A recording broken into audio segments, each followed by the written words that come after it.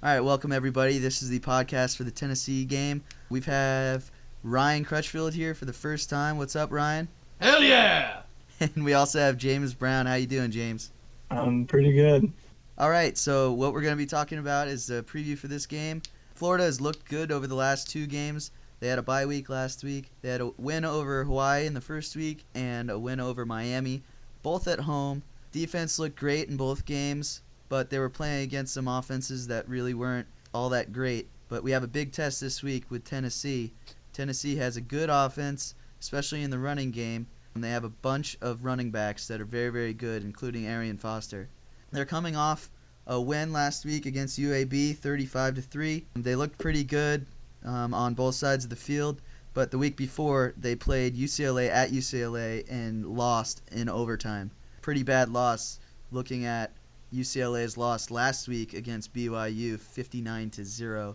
So they got a lot of catch up to play right now, and I was really worried about this game going into it. But after that UCLA loss, I'm not really sure. What are your thoughts, Ryan? Dude, that UCLA quarterback sold his soul to the devil to win that second half. That wasn't Tennessee's fault. 58-0 in the second game. I just feel bad for them. But yeah, Tennessee sucks the way that they started out the season. But they're pissed. We're coming to Neyland, and they're going to put up a pretty good fight. I eat chips now. Well, you mentioned that we looked good in the first two games, but most people would contend that our offense didn't look very good, especially with all the hype it got preseason and having the returning Heisman Trophy winner. There is a theory out there that we held back. We played pretty vanilla, just when got a win, that the inferior we faced. However, we have a fully healthy Percy Harvin back. We have, if you believe the theory, we have surprise on our side to give Tennessee some new look that they won't have seen from us before. And so all these things should work in our favor, and I'm not really worried about the offense for this game. Yeah, Tebow really hasn't had to be Tebow so far. He did have a really good game 2 weeks ago against Miami, where he had a touchdown, and he had a couple touchdowns, and he also had about 55 or 66 yards rushing or something like that. I thought that he played pretty well. He passed for 60% in week 2. And I think he really is holding back. There's really no reason to unleash the hounds yet unless you need it. I also read an article that said he loves going on the road and loves having people yell at him, and it pumps him up so much more than playing at home. And, I mean, you saw that a couple times last year, especially in the South Carolina game where he had 7 total touchdowns. He was so pumped that game. And also the LSU game where he played really, really well. When he had that prank on him where they were calling his phone, and after he scored a touchdown, he ran to the LSU fans and put his hand up to his ear and said, "Oh no, you can't dial me now." So I don't think that we have to worry about him at all. I think that we'll be fine. Tebow will be fine. What I'm worried about is our defense. They really haven't had to face anybody this year, like I had said earlier, but they're still young. The defensive line hasn't looked all that great. Our offensive line hasn't looked all that great either. But we do have Jim Tart. He should be playing this week. He'll give some veteran leadership on that young offensive line. So I expect us to win now.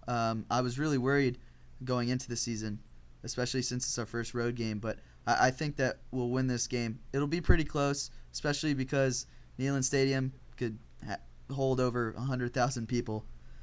I'll be there, and I'll be trying to write a blog and taking as many pictures as I can, and it'll be my first time to go to Neyland Stadium and to go visit people there. I'd stopped through there one time to eat at an Outback Steakhouse, but it wasn't all that exciting.